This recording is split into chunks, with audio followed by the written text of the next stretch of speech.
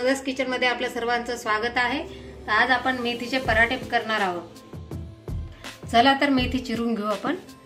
मेथी बाजारातून आणल्यावर धुवून थोडीशी सुकून घ्यायची। सुकून घेतल्यामुळे काय होतं, मेथीचे जे कडवटपणा आहे तो कमी होतो। हे बघा, मी धुवून स्वच्छ घेतली आहे आणि थोडीशी सुकून घेतली पंख्याखाली।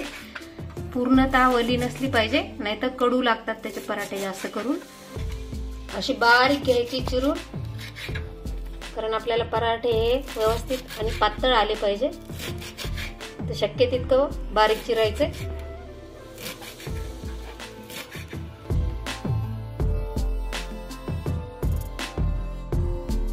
इतकी बारीक अशी चिरून घ्यायची आपल्याला। तर बाजारात आता गाजर, मटार आणि मेथी खूप प्रमाणात येते, कोथिंबीर, त्याचे खूप छान छान पदार्थ तयार करू शकतो आपण। मेथी ही फार पौष्टिक असते, मुलांना खाल्ल्या गेली पाहिजे, त्यामुळे आपण नवीन नवीन पदार्थ टाकणार आहोत त्याचे। तर आपण आता असा खोल मी टोप घेतलाय, त्याच्यामध्ये सगळी मेथी काढायची आहे आपल्याला। तुम्ही 1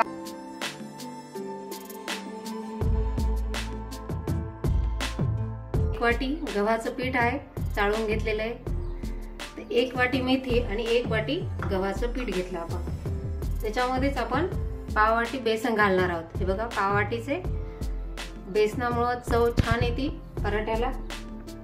1 चमचा ओवा घालायचा, जो हातावर असा चोळून घालायचा, खमंग आणि डायजेशन छान होतं ओव्यामुळे। 5-6 लसणाच्या पाकळ्या घेतल्यात, मिरच्या घेतल्यात 2-3, तिखट चवीप्रमाणे घ्या तुम्ही। तीळ घेतलेत आपण, 1-1.5 चमचा तीळ आहे। दही घेतले आपण अर्धी वाटी आणि 1 वाटी कोथिंबीर घेतली। आता आपण हिला बारीक चिरून घेणार आहोत। मी खलबत्त्याचा वापर करायले। हे बघा, लसण आणि मिरच्या आपण टाकल्यात आणि याला बारीक कुटून घेणार आहोत। हे पहा, आपण बारीक असं कूट तयार करून घेतलाय। आता याच्यामध्ये आपण कुटलेली मिरची आणि लसणाची पूड घातली।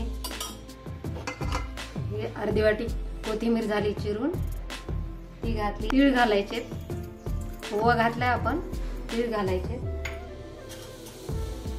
आणि छान कलर येतो त्याच्यामुळे हळद घालायची आणि चवीप्रमाणे मीठ घालायचे।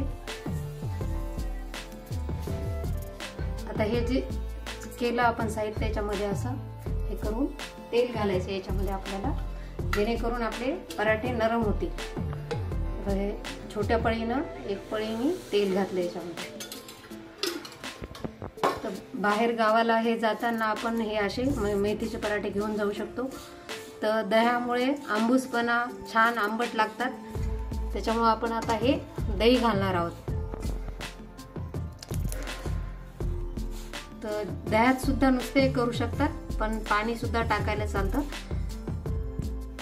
जास्त आंबट होतील म्हणून थोडंसं पाणी घालायचं याच्यामध्ये, पण छान आंबूस मस्त लागतात। थोडंसं आपण पाणी घालणार आहोत। तर तुम्ही मिरच्याऐवजी तिखट सुद्धा वापरू शकता, पण हिरवेगार मेथीमुळं आपण मिरच्याच कुटून टाकल्यात, छान दिसतात हिरवेगार पराठे। लसण तर पीठ आपण मळून घेणार आहोत चांगलं।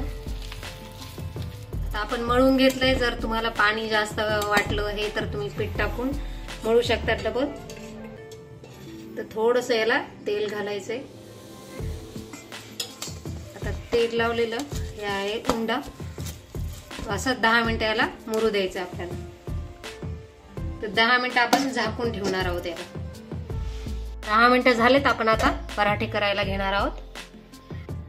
तर आता आपण पराठे करणार आहोत। तर पोळपाटाला मी थोडंसं तेल लावून घेतलंय। हे बघा, एवढा गोळा घेतला मी तयार। त्याला आपण लाटणार आहोत। तर आपण पोळीसारखं याला करणार आहोत, मध्ये म्हणजे छान 2 पूड येतात। हे बघा, तेल लावायचं पोळीसारखं असं, मध्ये थोडंसं गव्हाचं पीठ मुरमुरायचं। अजून एकदा घडी घालायची, त्याला तेल लावले, अजून पीठ घालायचं याच्यावर। अशा प्रकारे आपण घडी तयार केली याची. आता वरती पीठ लावून लाटून घेणार आहोत.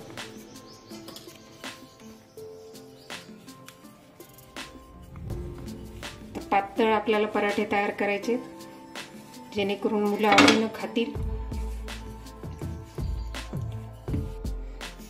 तर आपण वरतून थोडेसे तीळ टाकणार आहोत जेणे छान चव लागतील.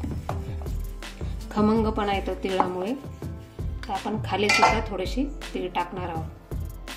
ते बघा, दोन्ही साईडला तीळ असले दिसतात पण छान आणि चव पण छान लागते.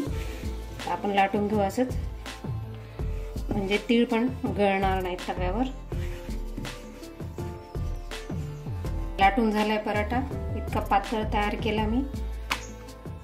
आता तवा आपला गरम झालाय. फुल फ्लेम ठेवली. फुल फ्लेमवरच आपण भाजून घेणार आहोत. जर तुम्ही लो फ्लेमवर भाजले तर ते कडक किंवा वातड होतात. त्याच्यामुळे फुल फ्लेम ठेवायची. ही साईडनी छान व्यवस्थित भाजून घेतला तर छान मस्त होतो. हे बघा, तीळ कसे मस्त दिसायलेत आणि हिरवागार पराठा दिसायला आपला. तर आता दुसऱ्या साईडने टाकू आपण. हे बघा, भाजले. त्याला तूप लावणार आहोत आपण. तूप लावा, बटर लावा, काही पण लावू शकता.